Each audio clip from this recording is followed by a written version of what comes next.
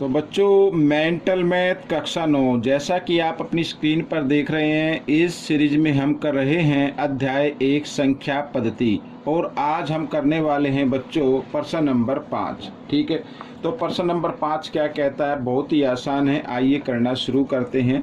देखो प्रश्न नंबर 5 कहता है सरल कीजिए। क्या करना है, सरल करना है। ठीक है, अब देखो बच्चों, मैंने आपको पहले भी बताया है, अगर मैं इसको लिख लेता हूँ एक बार इधर, तो ठीक है। 16 की घात कितनी दी हुई है, घटा 1/5, और फिर ये सारे की घात दे दी है इधर 5/2। ठीक है, तो मैंने पहले भी कई बार आपको बताया है कि इस तरीके से अगर एक घात अंदर की तरह हो, ब्रैकेट से अंदर हो, एक घात ब्रैकेट के बाहर हो, तो इस कंडीशन में वो उन घातों का हमें क्या कर देना, गुणा कर देना, उन घातों को गुणा कर देना है। तो यहाँ पर हम देखें कि 5 से 5 कट गया। ठीक है, इस तरीके से तो हमारे पास क्या बचा, यहाँ ऊपर घटा 1 बचा, नीचे 2 बचा। तो हम ये जो 16 लिखा है ना, इसको हम लिख सकते हैं बच्चों 4 की घात 2। ठीक है, लिख सकते हैं इस तरीके से। और इधर आगे घटा 1/2। ठीक है, तो 2 से 2 फिर कैंसिल हो जाएगा, तो 4 की घात घटा 1 आ गया बच्चों।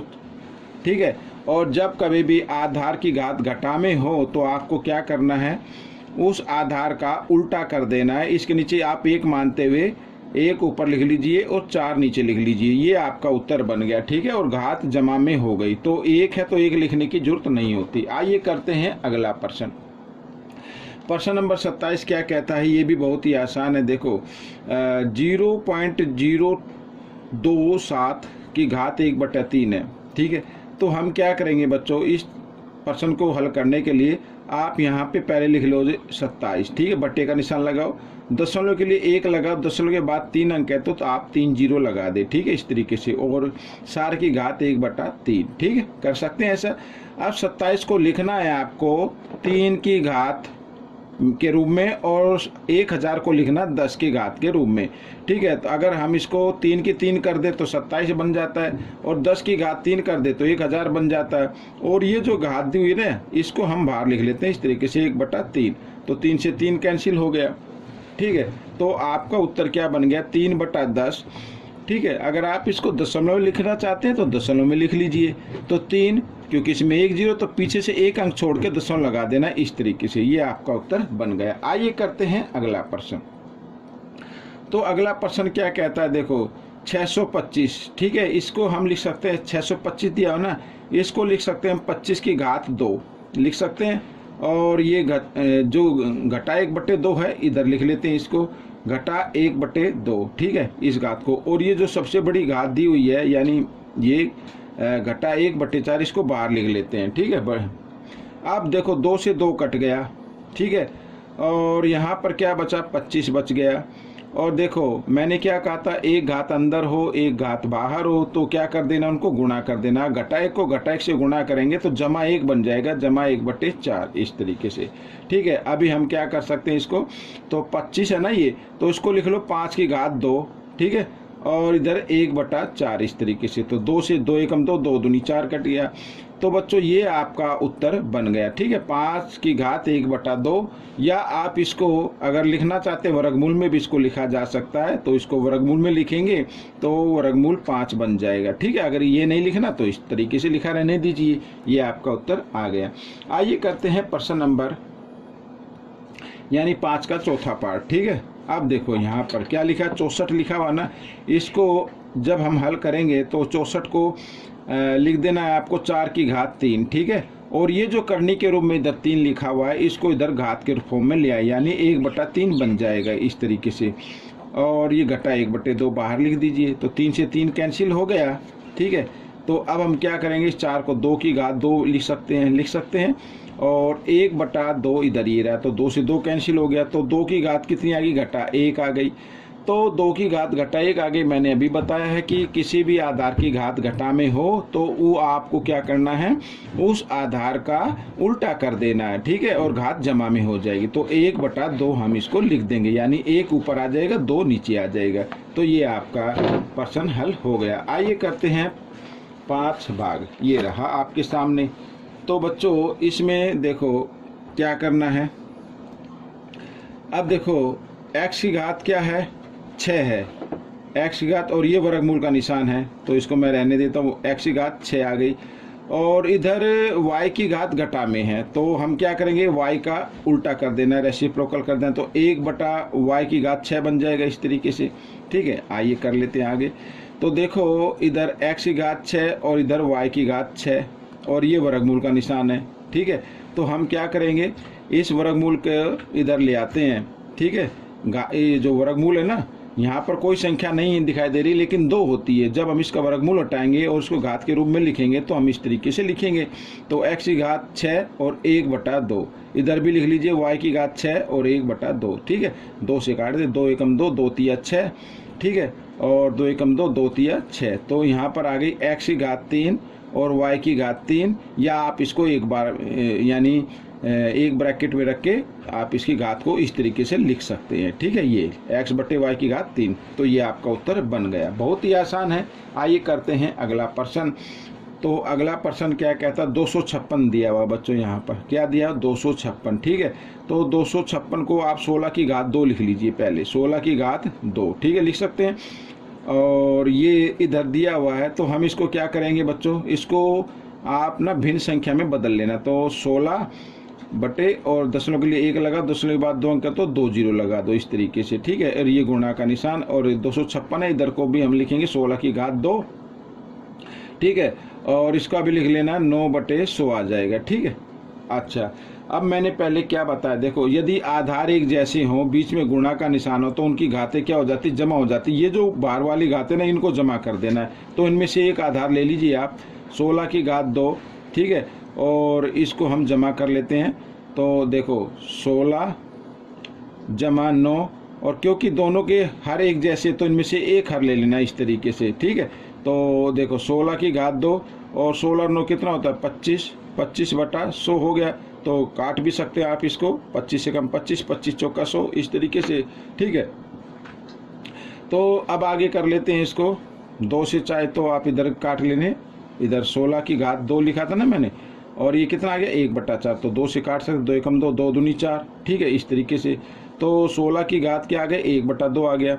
अब चाहे तो 16 को हम लिख सकते हैं 4 की घात 2। ठीक है, और 1/2, तो 2 से 2 पिकट गया, तो 4 आपका ये आंसर आ गया इस तरीके से। चाहे तो आप इसको इकट्ठा भी कर सकते हैं। ठीक है, जैसे मैंने अलग अलग करके दिखाया, आप चाहे तो इकट्ठा भी कर सकते हैं। आइए करते हैं प्रश्न नंबर 5 का नेक्स्ट पार्ट। देखो लिखा है 32, वर्गमूल 32 लिखा है, उधर वर्गमूल 2 लिखा हुआ है। तो कन्फ्यूज बिल्कुल भी मत होना, ये घटा है ये जमा है। तो पहले हम 32 के टुकड़े कर लेते हैं। ठीक है, 32 के क्या कर लेते हैं, टुकड़े। 32 के जब हम टुकड़े करेंगे तो 2 गुणा 2 गुणा 2 गुणा 2 ये आ जाएगा। 2 दूनी 4, दूनी 8, दूनी 16, दूनी 32।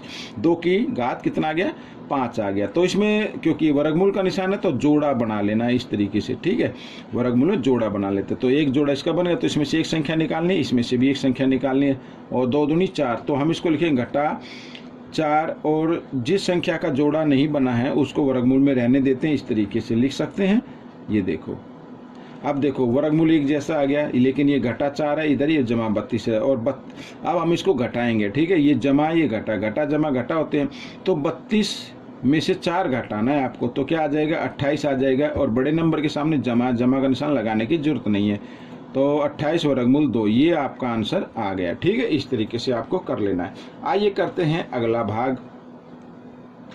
तो देखो इधर, ठीक है, 11 वर्गमूल 5 लिखा हुआ है, जमा 2 और 125 है ना, इसमें भी हम क्या बना लेते, जो फैक्टर कर लेते, गुणनखंड कर लेते। तो 5 गुणा 5 गुणा 5 हो जाएगा।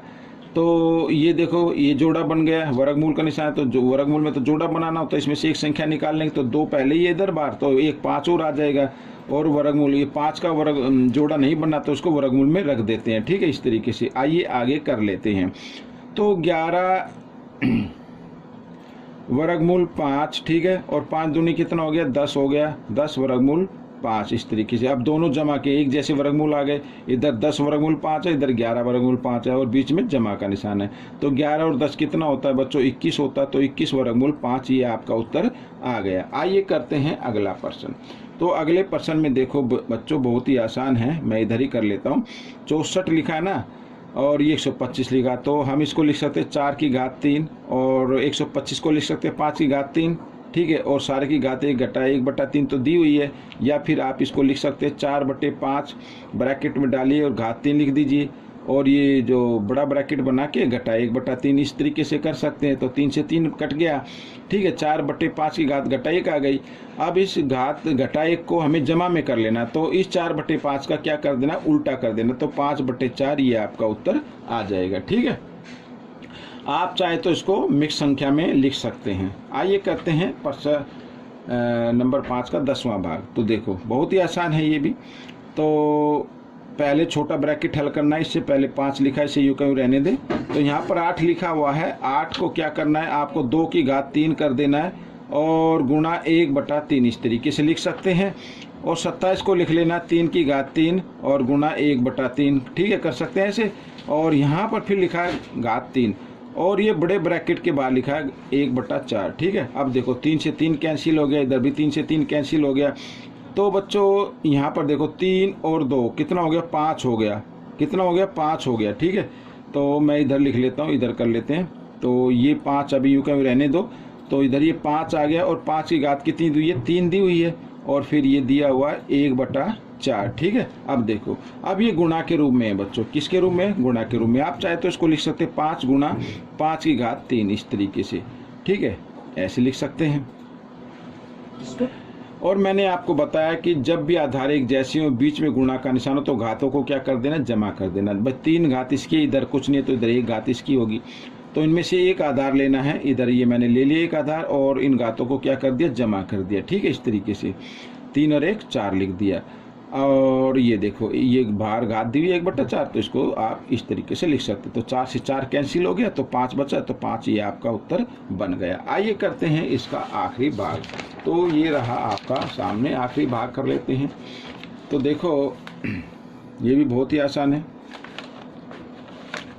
देखो क्या करना है, सबसे पहले क्योंकि ये अलग ब्रैकेट है, ये अलग है, तो करते जाइए सोल्व, इसको कोई दिक्कत नहीं है। 81 दिया हुआ है, इधर 16 दिया हुआ है, ठीक है, और यहाँ पर क्या 4 दिया हुआ, तो हम ऊपर लिखेंगे 3/2 लिख लो और इसकी घात कितनी बना दो, 4 बना दो, ठीक है। 3 को 4 बार गुणा करेंगे 81 आ जाएगा, और 2 को 4 बार गुणा करेंगे 16 आ जाएगा। और ये बड़ा ब्रैकेट में बना देता हूँ और घटा 3/4 ये इस तरीके से लिख लेते हैं, ठीक है। इसको हमने लिख लिया 81/16 को, तो 4 से 4 कैंसिल भी कर दीजिए। आइए अब दूसरे ब्रैकेट को लेते हैं। तो ये देखो 25/9 लिखा है, तो 25 को लिख सकते हैं हम 5 की घात 2 और 3 को 9 है ना, 9 को तो लिख लेना इसको 3 की घात 2, ठीक है, इस तरीके से। या इसको ब्रैकेट में डाल के इस तरीके से भी लिखा जा सकता है। और इसकी घात कितनी आई हुई है बच्चों, गुणा का निशान लगा दीजिए, घटा 3/2 इस तरीके से, और ये भाग का निशान, और 5/2 लिखा, तो 5/2 हम इधर कर लेते हैं और इसकी घात घटा में तो घटा में लिख देते हैं इस तरीके से, ठीक है। अब क्या करना है, देखो 2/3 की घात घटा में आ गई, तो इसकी घात जमा में बना ली, तो इस संख्या का क्या कर देना, उल्टा कर देना। 2/3 की घात अब ये बन गई जमा में बन गई, ठीक है। और ये बड़ा ब्रैकेट और ये 2 से 2 ये कैंसिल हो गया बच्चों। और 5/3 की घात इधर भी किस चीज़ में, घटा में, तो इसका भी हम उल्टा कर देंगे, तो 3/5 लिख देना, इसकी घात भी किस में हो गई, जमा में हो गई, ठीक है। ये भाग का निशान अभी लगा रहने दो, ठीक है। और 5/2 की घात घटा 3 है, तो ये भी घात घटा में है, तो हम क्या करेंगे 5/2 का भी हम उल्टा कर देते 2/5 और ये घात जमा में हो गई, ठीक है, इस तरीके से। अब क्या करना है, अब देखो 2/3 लिखा हुआ है ना, तो इसको आप 3 बार लिख सकते, 2/3 गुणा 2/3 गुणा 2/3, ठीक है। और ये मैं ब्रैकेट बना लेता हूँ, 3/5 लिखा हुआ, 3/5 की घात 3 है, तो इसको भी आप 5 बार लिख सकते हैं इस तरीके से, 3/5 गुणा 3/5, ठीक है। और भाग का निशान बदल देना आप गुणा में, और अगली संख्या का कर देना उल्टा, यानी 5 ऊपर आ जाएगा 2 नीचे आ जाएगा, और घात कितनी है 3, तो इसको 3 बार आप लिख लीजिए इस तरीके से। अब हम देख रहे हैं सभी ये गुणा के रूप में आ गए, तो 1 2 3 3 5 से 3 5 कट गए, ठीक है। और 3 2 से 3 2 कट गए, ये कट गए, और 3 3 से 3 3 कट गए, अब कुछ नहीं बचा, तो इसका आंसर 1 बच गया बच्चों, ठीक है, ऊपर 1 आ गया। तो ये आपका वीडियो कंप्लीट हो गया है। आपको ये वीडियो कैसा लगा मुझे ज़रूर बताएं, इसमें से सीखकर दूसरे बच्चों को ज़रूर सिखाना है। मिलेंगे अगले भाग में, तब तक के लिए धन्यवाद।